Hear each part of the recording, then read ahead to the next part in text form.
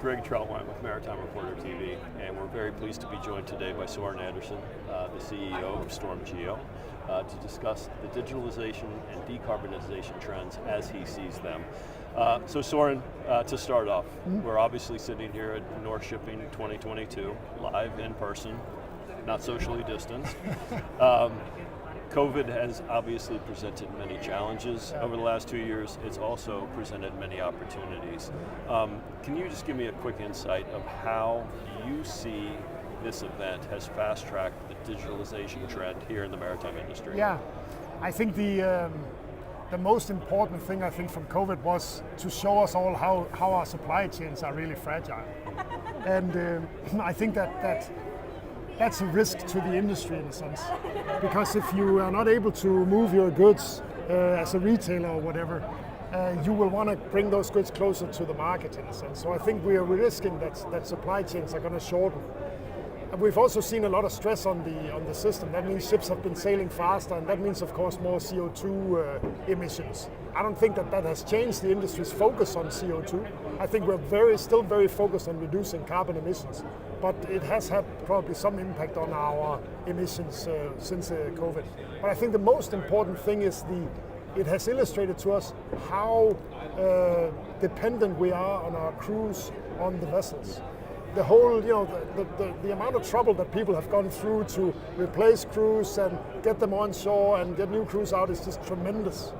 And I think that's probably going to impact how people see autonomous shipping, for example, in the future. There's going to be more interest in investing into autonomous ships, interest into reducing the amount of people you need on the vessels.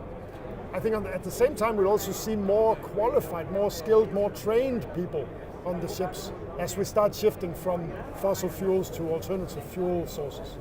So I think that probably the biggest challenge for shipping companies, operationally at least, has been the issue of crews.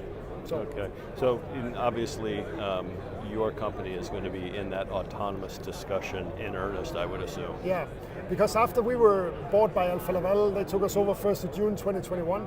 Of course, that for us is a huge opportunity in a sense. Alfa Laval has many different types of equipment on board vessels, many types of useful tools. Those tools can be connected. We can have data flowing back from them. What are the platforms we're going to use to manage that data and manage that information and make it actionable for the owner of the vessel, right? What kind of tool does the owner want to look at every morning when he gets to work, showing him where the ship's going, how they're doing, what is the equipment doing, does it need maintenance, is it being operated in the right way? So all of that is really opportunities for us to bring our platform, the S-Suite, use that as a tool and get a lot of Alfa Laval equipment on there. And that will then facilitate remote monitoring and autonomous shipping to some extent at least. Okay, so since we're on that Alfa Laval vein, it's almost a year now since Alfa Laval acquired StormGeo. Yeah. So we just talked about the equipment, all the Alfa Laval equipment that's obviously on the ship, but just as an organization, a large organization that's in multi-industries, can you just discuss what they bring to you from the corporate perspective? Absolutely. So we were owned by private equity before Alfa Laval bought us. And I think private equity did a lot of good things for StormGeo. We matured, we became a lot more professional, we bought some important companies, we integrated them into StormGeo, so there was a lot of development. Of course, private equity has a certain time horizon. There's an entry point and an exit point. Alfa Laval is an evergreen owner. So Alfa Laval is probably more ready to look at fundamental innovation, right? In a sense, research into things that aren't necessarily going to pay themselves back in a couple of years, but rather building capabilities that we're going to need in 5 to 10 years. So rather quickly after we were acquired by Alfa Laval, we actually nudged up our R&D budgets, and we're now spending more on fundamental R&D than we were before. That feels really good, right? And then at the same time, Alfa Laval's business is a lot about steel and hardware, right? And producing things. And we're digital. There's really not a lot of overlap between the tasks, the products we provide, and the people that we employ.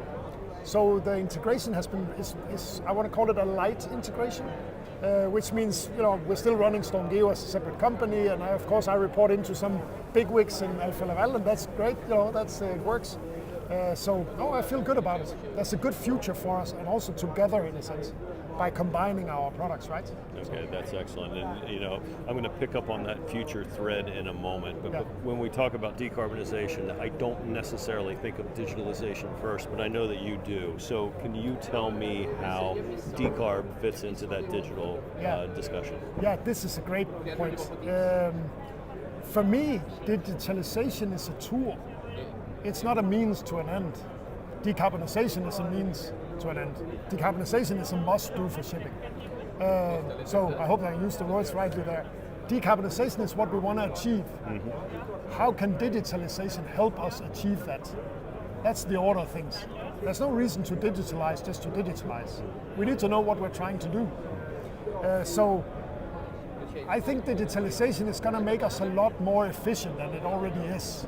Right? We're going to be more efficient in the way we operate our assets, the vessels.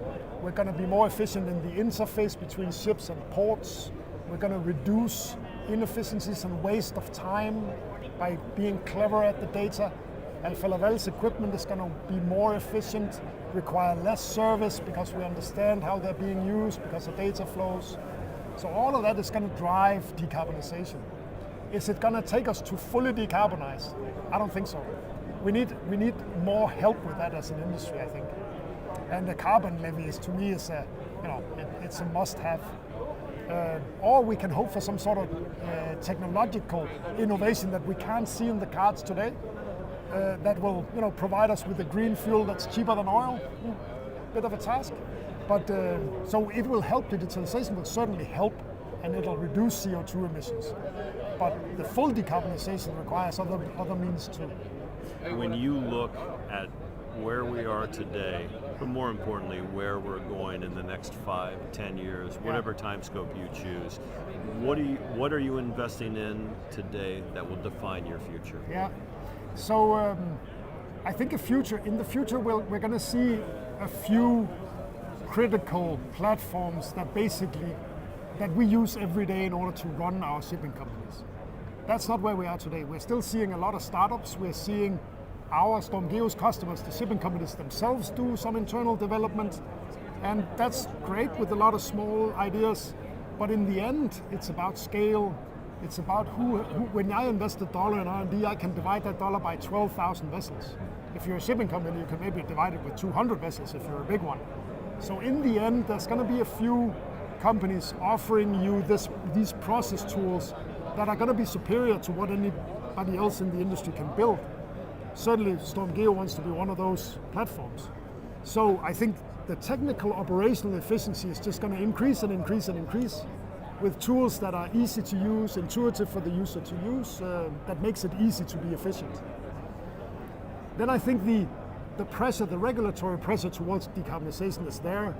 Hopefully we're going to see a breakthrough that means that we will really start to have projects for power to X, ammonia, hydrogen, that'll come out in a broader sense, and that'll really truly decarbonize shipping. And then I think the last thing that's going to happen, and I'm not sure, I don't know who will do that, but the Uber for shipping, right? Right now we have many vessels going in inefficient patterns, and I'm sure somebody will try to optimize that whole system so that suddenly the ship that's closest to the cargo will take the cargo, and that way we'll get a lot more value out of our tonnage. So those are some of the, this is probably not in the next couple of years, but eventually somebody will try and they will also succeed. Well, that's what makes it endlessly good theater, is to see how a lot of these trends that evolve on the land, in the air, eventually make it into the sea and make everybody a little more efficient. Exactly. So Søren, it's great to see you live and in person, as I said. Thank you, Greg. And again, I wish you a very good show. Excellent. Thank you very much. Thank you for having me.